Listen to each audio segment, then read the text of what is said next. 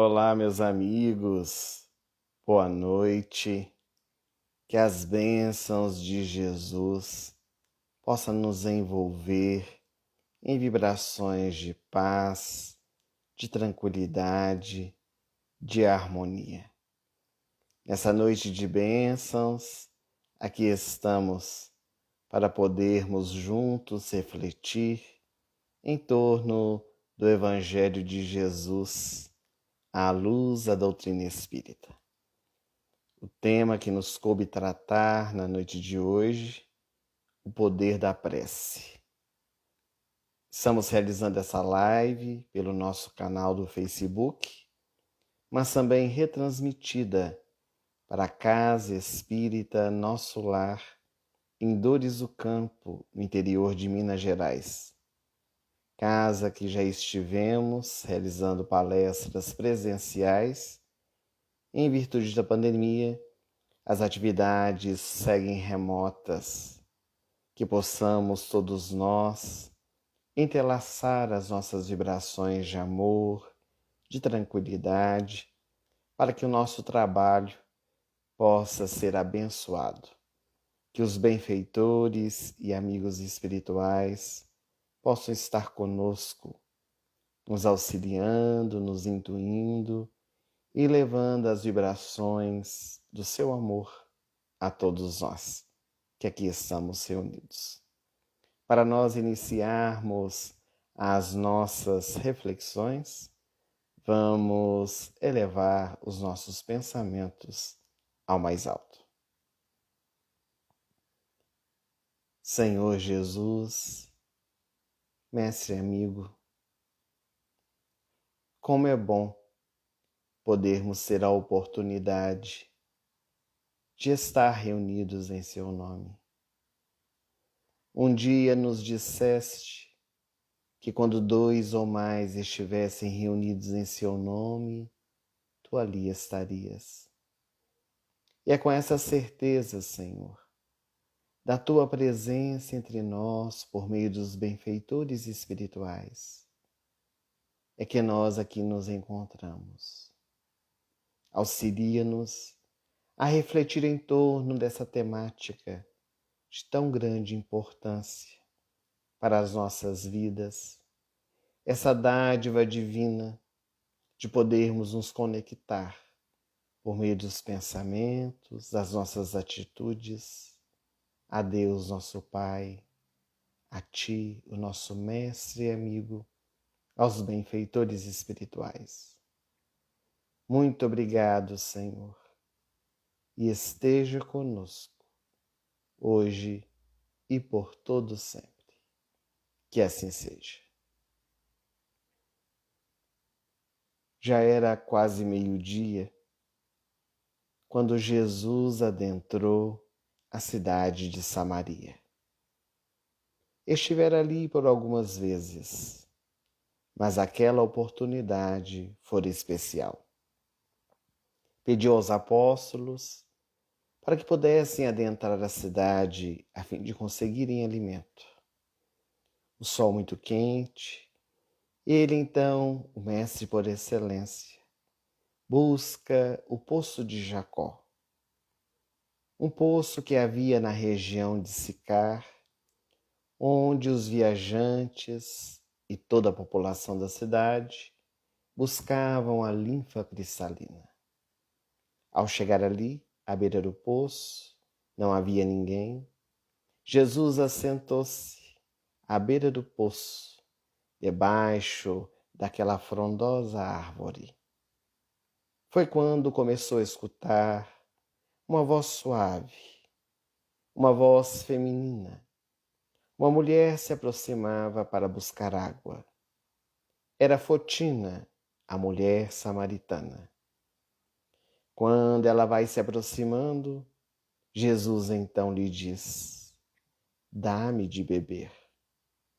Ela ficou muito assustada, porque via naquele homem as marcas de um judeu, também de um nazareno, por causa da forma e uso dos cabelos partidos ao meio. E ela então diz: "Mas como pedes água a mim, Sou mulher e sou samaritana. O mestre tranquilamente lhe diz: se tu conhecesses o dom de Deus e quem lhe pede água, era tu que me pedirias. Dá-me de beber e eu te darei água viva. Fotina não entendeu as palavras de Jesus. Como, tu não tendes um vasilhame hábil para beber dessa água, podes me oferecer a água viva? Jesus tranquilamente continuou: quem bebe desta água voltará a ter sede, mas quem beber da água que eu der, jamais terá sede. Ó Senhor, disse a samaritana, então dá-me de beber, para que eu não tenha mais sede. O mestre olhou profundamente nos olhos daquela mulher e lhe disse: vai primeiro e chama o teu marido. Ela baixou os olhos e disse: eu não tenho marido. Disseste bem, já foste casada com 5, e este ainda não é o teu marido. A samaritana, então, um tanto quanto assustada, lhe disse: Senhor, eu percebo que tu és um profeta. Responda-me. Nossos pais adoravam a Deus no Monte Garizim, aqui no Monte Gafanhoto, e nos ensinaram que ali deveremos adorar a Deus. Os judeus, os da tua raça, dizem que a adoração a Deus deve ser feita em Jerusalém, no grande templo erguido pelo rei Salomão, no Monte Sião. O que tu dizes? Então Jesus traz para Fotina e para todos nós a grande mensagem. Deus não se encontra em templos de pedra. Deus é espírito e verdade. Chegará um dia em que ele não será adorado nem no Monte Garizim, nem no Monte Sião, mas será adorado em espírito e verdade, na intimidade do próprio coração. E foi naquele instante que Fotina compreendeu a grande mensagem, que adorar a Deus é um movimento de todas as horas. Muito mais do que o lugar em que se encontra, são as atitudes que tomamos no nosso dia a dia.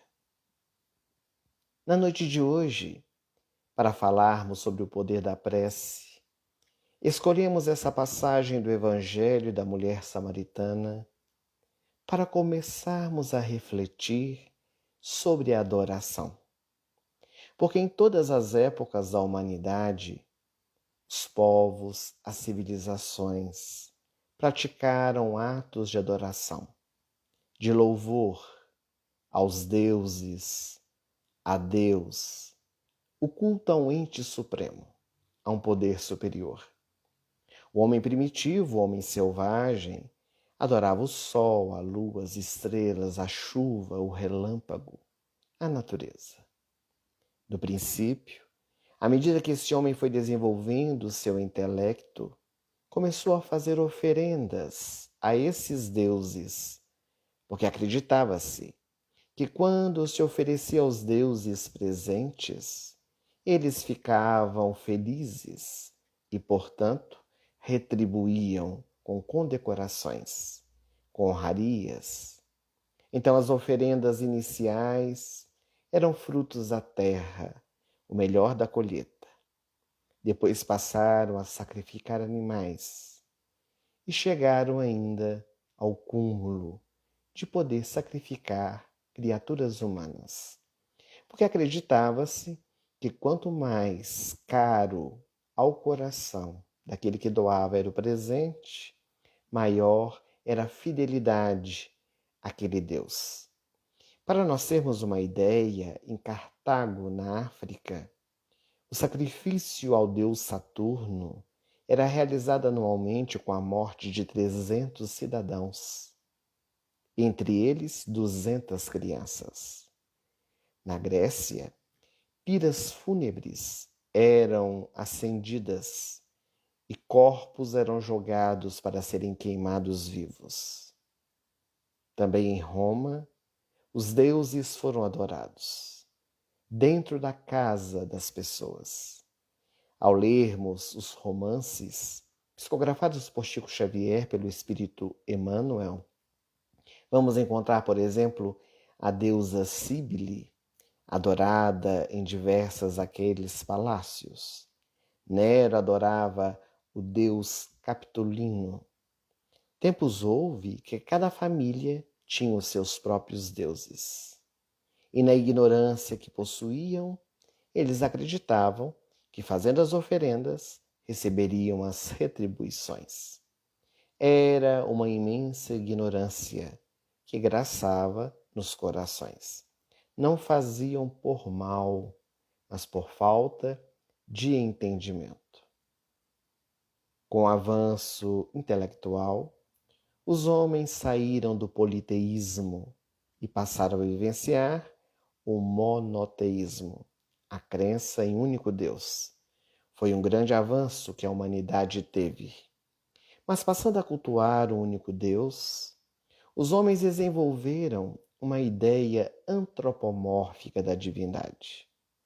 Ainda hoje, em pleno século XXI, algumas pessoas acreditam que Deus é aquele velhinho assentado no seu trono, com um cajado na mão, escolhendo quem entra e quem não entra no reino dos céus. E, naturalmente, quando nós damos as características humanas à divindade, transferimos também as nossas debilidades. Então acreditou-se que Deus era punitivo, que Deus era vingativo, que Deus fazia acepção de pessoas, que Deus gostava mais de um povo do que do outro. Isso por causa das concepções que trazemos dentro do nosso coração. Com o advento da doutrina espírita, que busca alargar um pouco mais a nossa visão acerca da vida, acerca da divindade, vamos encontrar os benfeitores espirituais nos dizendo que o sacrifício mais agradável a Deus é a nossa renovação exterior. É justamente aquilo que Jesus havia dito à mulher samaritana. É a adoração em espírito e verdade na intimidade do nosso coração. Com base em Jesus, os benfeitores espirituais nos oferecem o recurso da oração, pois o Mestre por excelência assim o fez por diversas vezes quando esteve aqui na Terra. Buscou recluir-se da sociedade, entrar para a sua intimidade, para falar com o Pai.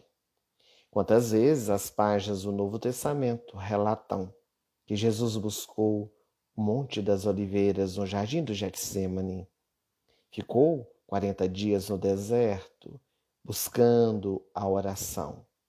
Sempre que podia, Jesus buscava a intimidade do seu ser. Naturalmente, com a evolução que possuía, conectado com a divindade todo o tempo. Mas nos ensinou que há momentos que nós precisamos também buscar o nosso quarto. Quando quiserdes orar, entra para o teu quarto, que não é o quarto que nós dormimos, mas o nosso quarto íntimo. Viajar para dentro e buscar abrir a boca da nossa alma para falar aquilo que está dentro do nosso coração. Em O Livro dos Espíritos, a primeira obra da codificação, na sua terceira parte, que fala acerca das leis morais, Kardec, orientado pelo Espírito de Verdade, nos apresenta, no capítulo 2 dessa terceira parte, a lei de adoração. E dentro da lei de adoração, nos traz esse recurso bendito da oração, da prece. E ele pergunta quais seriam as funções, os objetivos da oração. E os imortais respondem: louvar, agradecer e pedir. Muito embora tenhamos aprendido no transcorrer dos tempos que a oração, ela se circunscreve nas tradições religiosas ao verbo pedir, também tem outras funções, que é de louvar e de agradecer. Para nós entendermos o poder da prece e da oração em nossas vidas, é preciso nós compreendermos as suas funções, para que serve os direcionamentos que precisamos dar à oração que realizamos. Então vamos tomar como base essas 3 funções para começarmos a buscar compreender um pouco mais o recurso da prece. A primeira função, louvar. O espírito Meimei, pela mediunidade de Chico Xavier, no livro infanto-juvenil chamado Pai Nosso, ela vai tomar emprestada as frases ditas por Jesus, os 7 versos que se encontram na oração do Pai Nosso, para poder trazer elucidações. E Jesus começa dizendo: Pai Nosso que estais nos céus. E quando ela começa a analisar essa frase, na primeira história que narra, ela conta de uma maneira muito simbólica, infantil, e aqui nós vamos naturalmente resumi-la, que quando o mundo foi criado, todos os seres quiseram de alguma forma louvar a Deus. E então as árvores começaram a transformar o gás carbônico em oxigênio. Começaram a produzir o fruto. As águas começaram a percorrer as grandes montanhas, passando em nossos lares e levando as águas ao mar. Todos os animais começaram a refletir como deveriam louvar a Deus pelo fato de terem sido criados. E os pássaros começaram a cantar. A vaca a dar o leite, a galinha a pôr o ovo. Até o bicho da seda quis contribuir, fabricando fios para que mais tarde os homens pudessem desenvolver, pela tecnologia, os recursos para fabricar o tecido. A abelha começou a fabricar o mel, e assim sucessivamente. E Meimei, ela termina a mensagem perguntando: e o homem tem louvado ao Criador? De certo que sim. De certo que, de alguma maneira, nós louvamos a Deus. Mas qual a melhor forma de louvá-lo? Nós temos, muitas vezes, em nossas instituições espíritas, o recurso da música, do coral, do violão, quando, através das melodias, cantamos o amor de Deus, cantamos o Evangelho.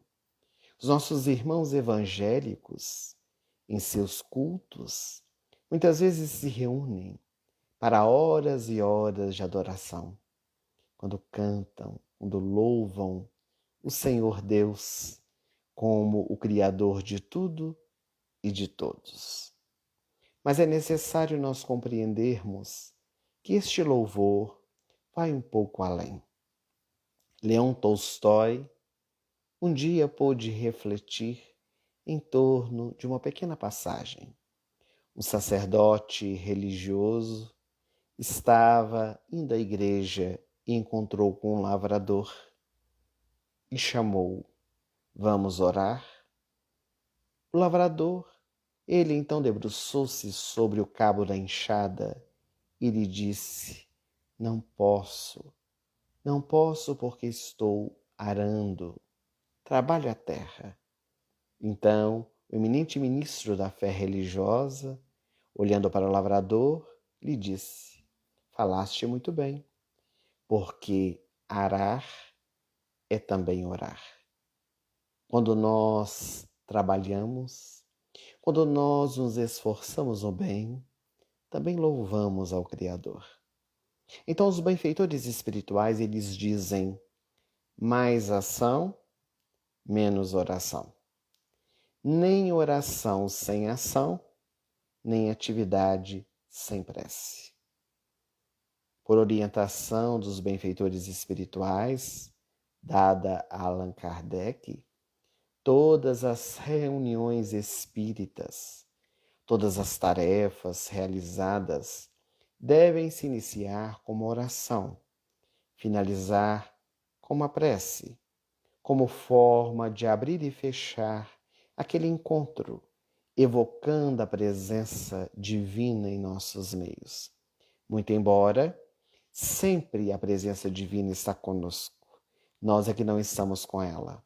Então a prece, ela nos auxilia a subir o nosso padrão vibracional, nos conectando ainda mais com as entidades superiores, a nos auxiliar no nosso dia a dia. Também a prece tem a função de agradecer. Agradecer por tudo aquilo que temos recebido no transcorrer da nossa existência.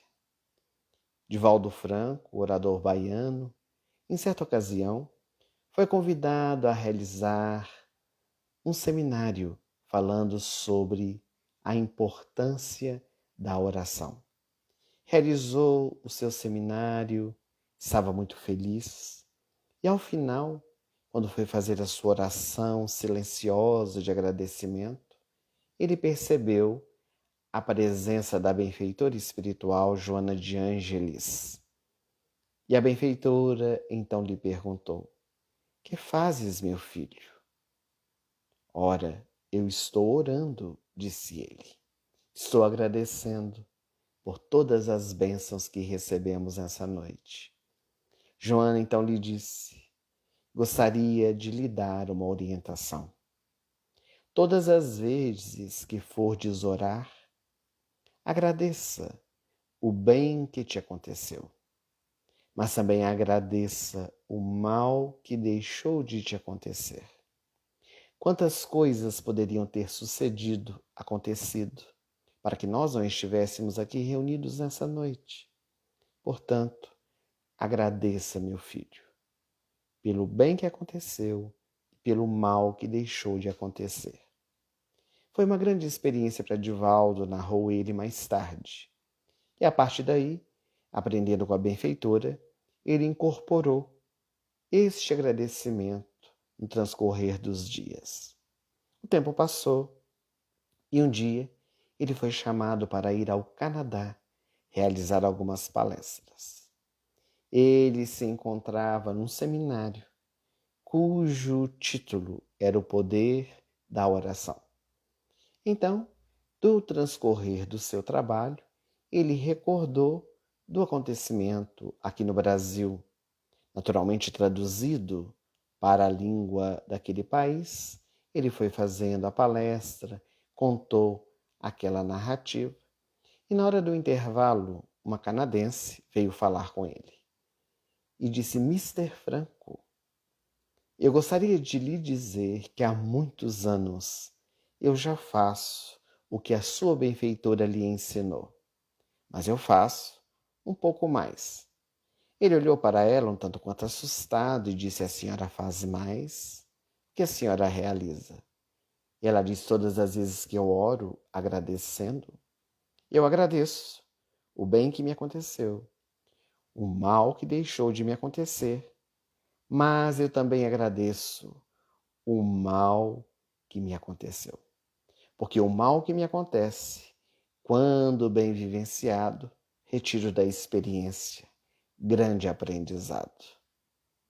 E foi assim que Edivaldo aprendeu uma outra grande lição. Portanto, meus amigos, agradeçamos. Agradeçamos pelo bem que recebemos, pelo mal que deixou de acontecer e pelo mal que nos acontece. Estamos vivendo esse momento tão difícil no nosso planeta. Aqui no Brasil, os casos têm cada vez mais aumentado. Oremos, vibremos em favor de todos aqueles que se encontram necessitados, doentes, em favor de nós mesmos. Mas agradeçamos também pelas oportunidades que batem à porta, porque nada acontece por acaso.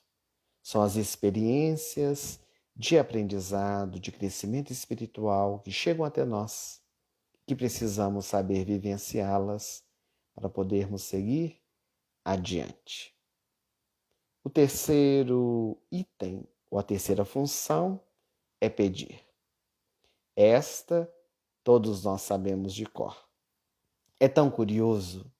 Agora há pouco nós fizemos a nossa oração inicial. E sempre iniciamos agradecendo o Senhor, o dom da vida, as oportunidades, mas logo começamos com os petitórios. Aquelas longas listas em que nós vamos trazendo todas as nossas necessidades daqueles que estão ao nosso derredor. Muitas pessoas dizem que não é necessário pedir, porque Deus nos conhece a todos, sabe exatamente aquilo que nós necessitamos, aquilo que nós precisamos. Outros dizem que as nossas súplicas não iriam mudar os decretos de Deus. Por isso, não haveria necessidade de nós orarmos. Há leis naturais imutáveis, meus amigos, que não podem ser derrogadas, é claro, ao nosso capricho, aos nossos desejos. Mas todos nós possuímos o nosso livre-arbítrio. Podemos mudar o roteiro da nossa vida, transformar as nossas expiações. Afinal de contas, Simão Pedro já dizia que o amor cobre a multidão de pecados. Orar em favor de alguém, pedir em favor de nós mesmos, é um ato de submissão a Deus. É um ato de humildade, de nós reconhecermos que necessitamos do nosso Pai, que necessitamos daqueles que estão além de nós, que estão em outras condições superiores, que podem nos estender a mão. É claro que nós não podemos tomar ao pé da letra quando Jesus diz que tudo aquilo que nós pedirmos em oração nos será oferecido. Porque na oração do Pai Nosso ele também diz: faça-se a tua vontade e não a nossa. Nós podemos pedir. Receber já é uma outra questão que precisa ser analisada. Então agora começamos a adentrar efetivamente na proposta do poder da prece.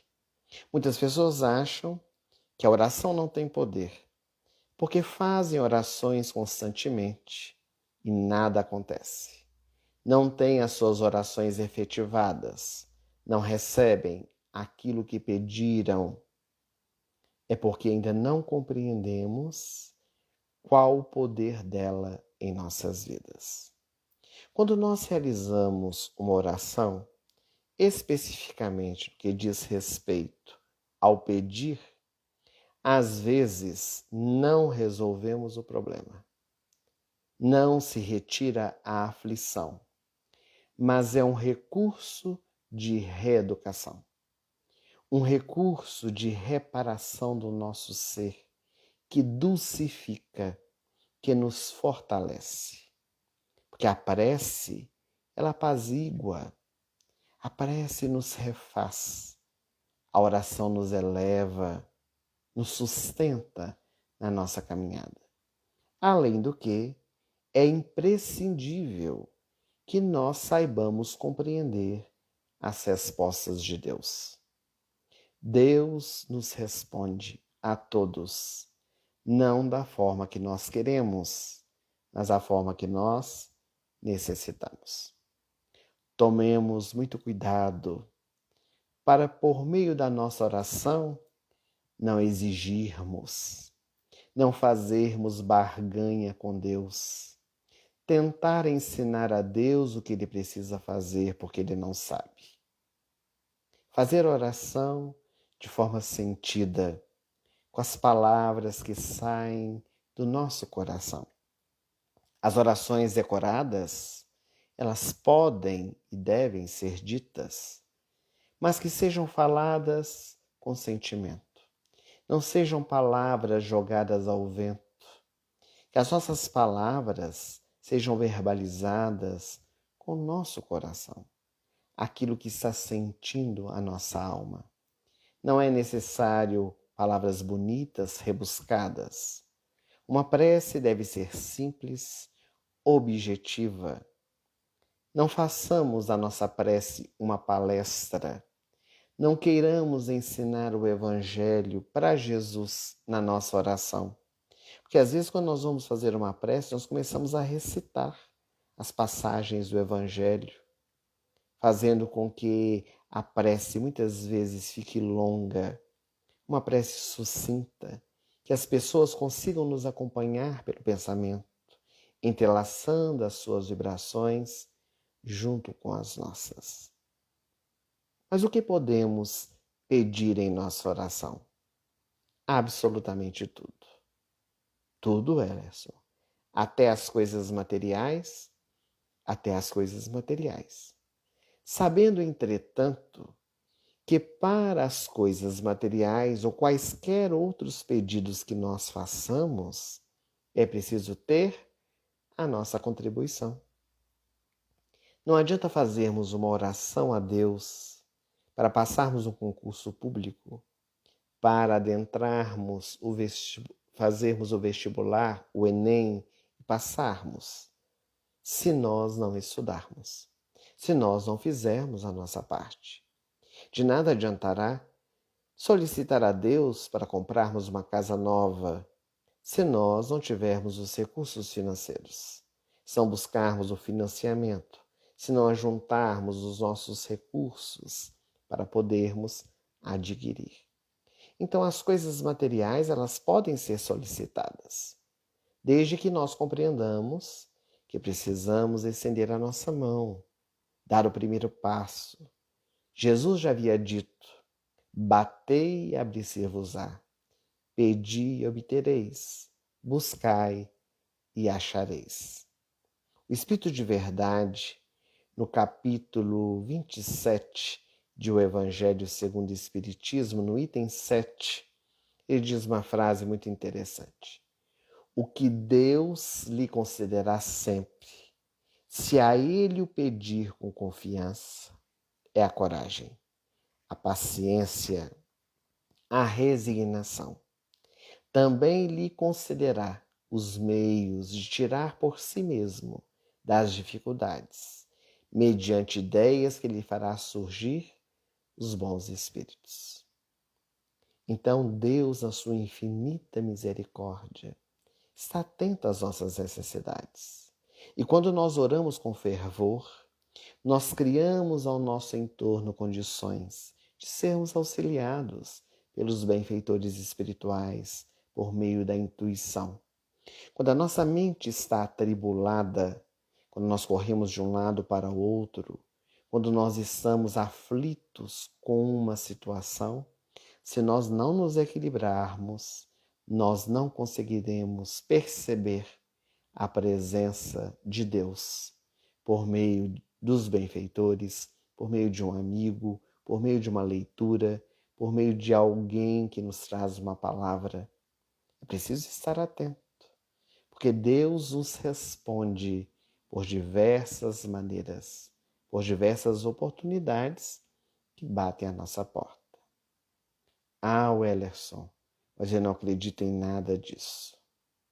Eu quero saber efetivamente qual é o poder da prece.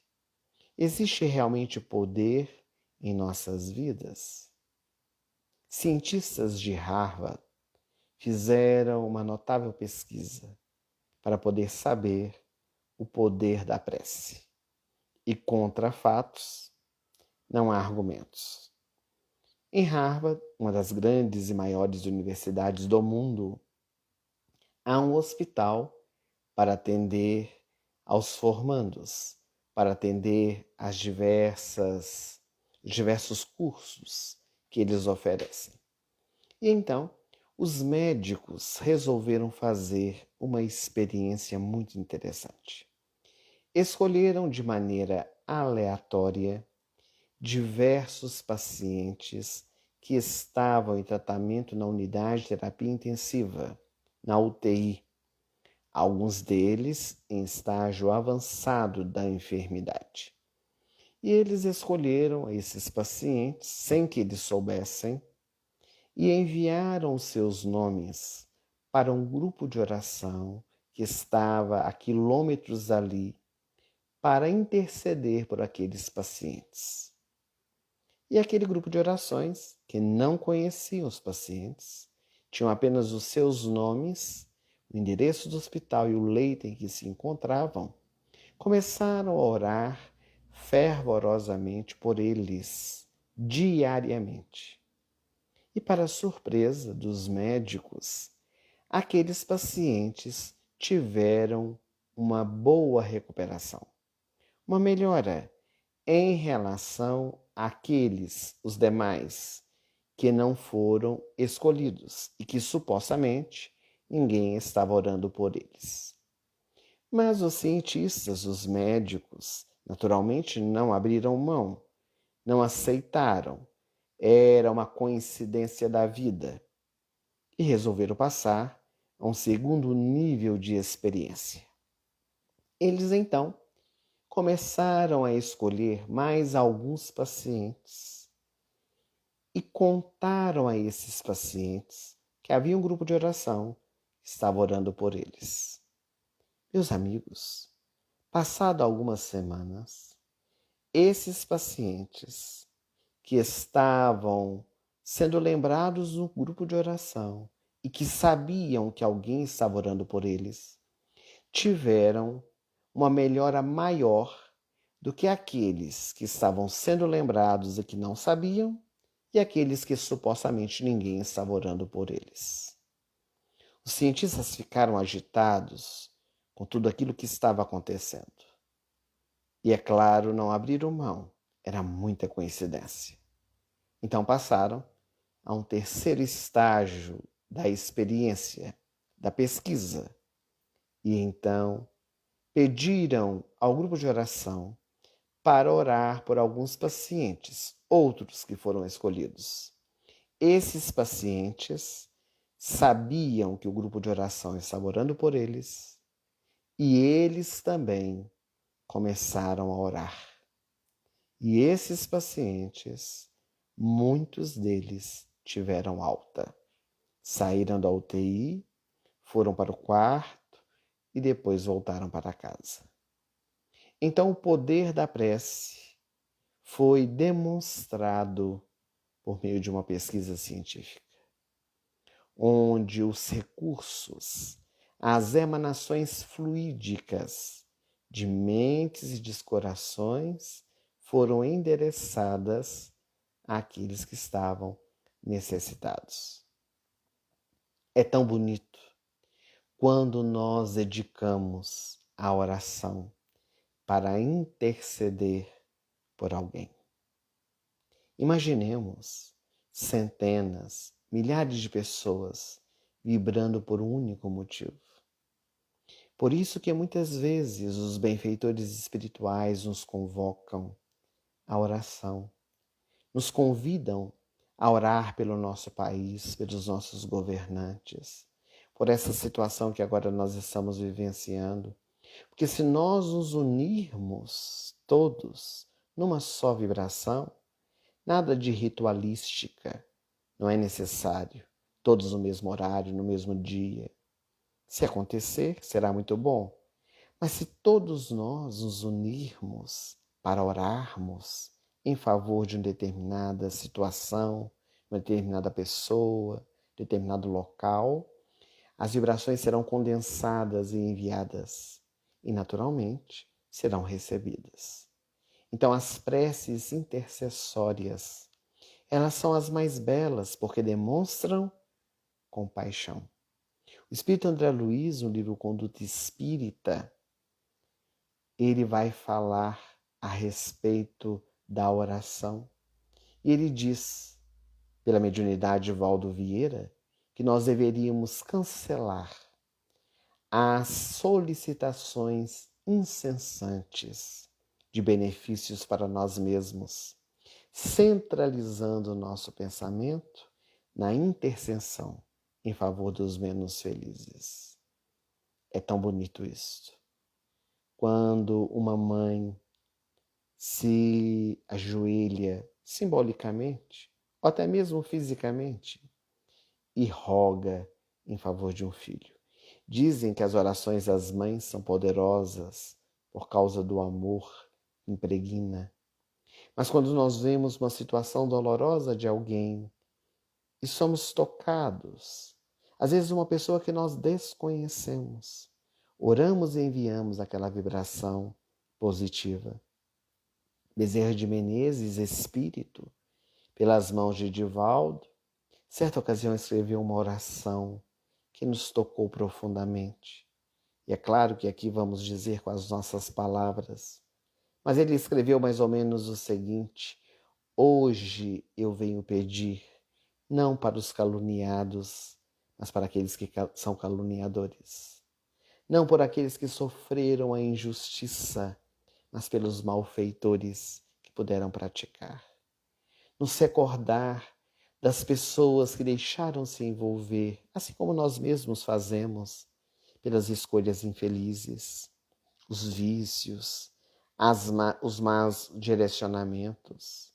Ao invés de, com o nosso pensamento, nós encharcarmos aquela pessoa ainda mais com vibrações negativas, eu sabia que ia ser assim. Essa pessoa não vai conseguir sair desse quadro que se encontra. Cada dia se afundando mais na lama, que nós possamos modificar. Que esse nosso irmão, que essa nossa irmã encontre forças para sair dessa situação, que possa ser melhor, que possa despertar dentro do seu coração a vontade da renovação. E assim nós vamos contribuindo para que, de alguma forma, nós possamos melhorar ao nosso entorno. Em o Evangelho segundo o Espiritismo, no capítulo 28, Coletânea de Preces Espíritas, são o último capítulo da obra, vai nos trazer diversas preces de todas as sortes em favor dos mais necessitados.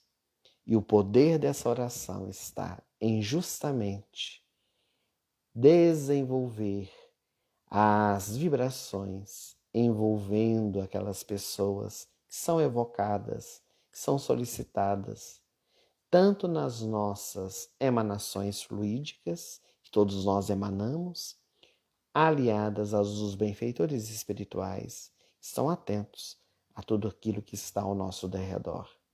No livro Cartas de uma Morta, Maria João de Deus, a mãe de Chico Xavier, ela escreveu esse livro por meio do seu próprio filho, para narrar que quando chegou no mundo espiritual, ela foi trabalhar numa colônia, cuja tarefa era anotar as preces que eram feitas aqui na Terra. E ela narra algo muito curioso, que há algumas orações que passam por aquela colônia espiritual como se fossem jatos de luz, indo em direção diretamente ao espírito que foi evocado naquela oração. Tamanha conexão do encarnado com o desencarnado.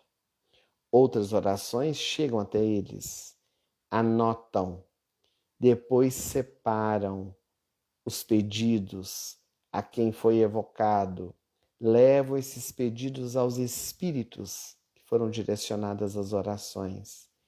Há ali uma análise, a resposta vem. Maria João de Deus diz que todas as preces, quando realizadas com amor, elas são respondidas. De alguma maneira, voltamos a repetir, não da forma que nós desejamos, mas da forma que nós necessitamos. Mas não fica sem resposta. Nós não percebemos porque engessamos o nosso pensamento, engessamos a nossa vontade naquilo que nós queremos. Então, se nós, vou dar um exemplo bem corriqueiro, pedimos para ganhar uma blusa azul e ganhamos uma blusa rosa, para nós não teve significado algum, porque não ganhamos a blusa azul que desejávamos. para dar um exemplo bem material, para nós podermos perceber que é preciso valorizar a blusa rosa que nós ganhamos. Não era a que nós queríamos, mas era aquela que nós merecíamos, aquela que chegou até nós e precisamos agradecer, valorizar, porque vamos ter algo para vestir, mesmo que seja de uma cor diferente daquela que nós desejávamos. E assim nós vamos fortalecendo. Mas Maria João de Deus diz também que há algumas orações que nem chegam até a coluna espiritual, ficam aqui na terra, pairam, porque são palavras jogadas ao vento, sem sentimento e sem significado algum. Quando nós entendemos o poder da prece e da oração nas nossas vidas, nós passamos a utilizar desse recurso de maneira diferente, entendendo que a nossa vida é uma oração contínua. A todo instante nós estamos orando por meio dos nossos pensamentos, das nossas atitudes, criando sintonia, envolvimento com aqueles que estão ao nosso entorno. Mas essa noite, ao sermos convidados a falar sobre o poder da prece, da oração, nós queríamos trazer um exemplo prático para poder demonstrar o poder da oração em nossas vidas. Essa história, ela foi contada por um grande escritor chamado Cronin. Ela se encontra num livro, que não é espírita naturalmente, que se chama Pelos Caminhos de Minha Vida. Eles eram dois amigos que se estimavam muito, ambos religiosos. Eles faziam parte da ordem dominicana, que é uma das ordens mais intelectuais da Igreja Católica Apostólica Romana. Esses jovens eram muito amigos desde a primeira infância, mas eram totalmente diferentes. Um jovem era arrebatado e o outro muito tímido. O jovem extrovertido, ele tinha imensa facilidade de se comunicar. O outro era bem recatado. Ambos participavam daquela ordem e, naturalmente, tinham funções diferentes. O jovem extrovertido acabou se transformando em excelente orador da ordem. Com facilidade, sempre buscava pregar o evangelho nos seus sermões. O outro, o tímido, sabia cuidar da terra e o ajudava. Ajudava o seu amigo, que era orador, por meio da oração. O orador, o extrovertido, era chamado garganta de ouro, que o Senhor se utilizava para falar. O outro, o tímido, era o que dava forças para que o Senhor falasse pela garganta de ouro. Pouco a pouco, o orador da ordem dominicana começou a ficar famoso. Começou a ser chamado a fazer pequenos sermões às cidades circunvizinhas, a viajar para aqui e para ali. Até que um dia ele recebeu uma mensagem, uma carta, na pequenina cidade onde vivia. Ele estava sendo convidado para ir à Santa Sé e deveria realizar um trabalho de levar a mensagem do Evangelho da ordem dominicana, representando esta ordem em todos os lugares do mundo. O coração daquele jovem pôde acelerar-se. Ele estava muito feliz. Despediu-se do amigo tímido. Era a primeira vez que os dois iriam se separar. Choraram muito e o orador se foi. Chegando em Roma, começou a realizar as suas grandes viagens. Sempre com a mensagem altaneira. Falava e envolvia a todos com seu verbo, sempre muito positivo, sempre pautado na mensagem cristã. Mas algo iria suceder. Algo mais grandioso que ele não esperava. O momento máximo da sua vida. Quando foi convidado para falar no Vaticano. Iria falar na igreja de São Pedro. para o Papa. Ele ficou muito emocionado. Era para o seu coração uma grande alegria. O seu sermão deveria versar em torno de São Domingos, o criador da ordem dominicana. Aquele jovem arrebatado, ele sabia de cor sobre a vida do seu patrono. Quantas vezes já havia falado sobre ele? Mas é claro que era uma ocasião muito especial. Então ele debruçou-se, estudou ainda mais, preparou um belo sermão. E então chegou o grande dia. A catedral estava superlotada. A multidão viera escutá-lo. O Papa, o colégio pontifício. E aquele jovem orador sentia-se vaidoso. Sentia que aquele era realmente o coroamento do seu trabalho. Quando foi convidado a assumir o púlpito, ele subiu aquelas escadarias do altar, olhava para a multidão reunida que em silêncio aguardava a sua fala, quando fez os cumprimentos iniciais e, ao adentrar o tema, esqueceu-se. Um grande branco veio à sua mente. Ele não sabia o que falar, o que dizer. Olhava para um lado, olhava para outro. E a única coisa que ele se lembrou é que todas as vezes que nós vamos contar uma história que foi decorada, que está registrada em nossa mente e nós esquecemos, devemos retornar ao início, porque a mente puxa a informação. E foi o que o orador fez. Recomeçou o seu sermão. Cumprimentou a todos, também ao Papa, que achou muito estranho o recomeço. E, novamente, não recordou-se do que iria dizer. Então, a única saída que o orador teve foi simular um desmaio. Caiu para trás, como se tivesse tido algum mal-estar. Os médicos da Câmara Papal vieram, então, retirá-lo dali. E é claro que o evento prosseguiu. Outra pessoa foi convidada para falar no seu lugar. Ele foi levado à Câmara de Refazimento da imensa catedral. E então ele foi simulando que estava retornando à consciência objetiva. O evento lá fora terminou e ele foi para os seus aposentos, marcado pelo sofrimento. Ele não sabia dizer o que havia acontecido. E a partir daquele dia, começou a definhar. Começou a ter uma tristeza profunda, uma depressão. Quando relembrou os velhos tempos. Quando abraçou a vida monacal. Naquela reflexão profunda, lembrou-se do amigo tímido. Uma saudade imensa aportou seu coração. E ele notou o quanto Jesus estava distante dele. Ele anunciava alguém que estava muito longe.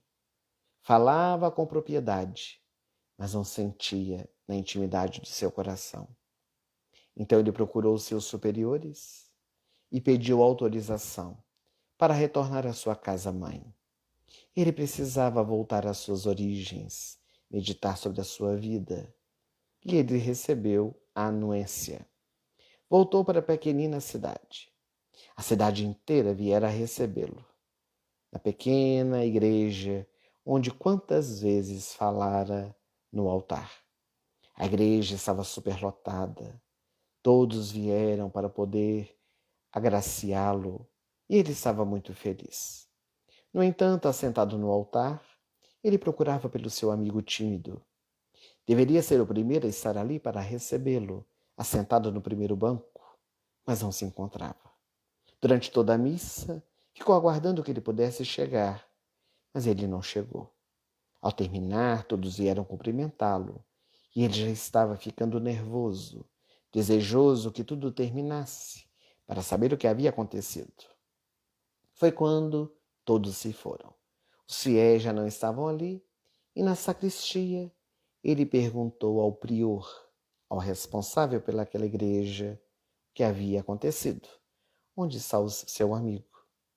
E naquele momento o prior lhe disse: mas não recebeste a informação? O seu amigo pôde falecer já há algum tempo. Naquele momento, o companheiro orador famoso ficou assustado. Mas faleceu há quanto tempo? Há 3 semanas.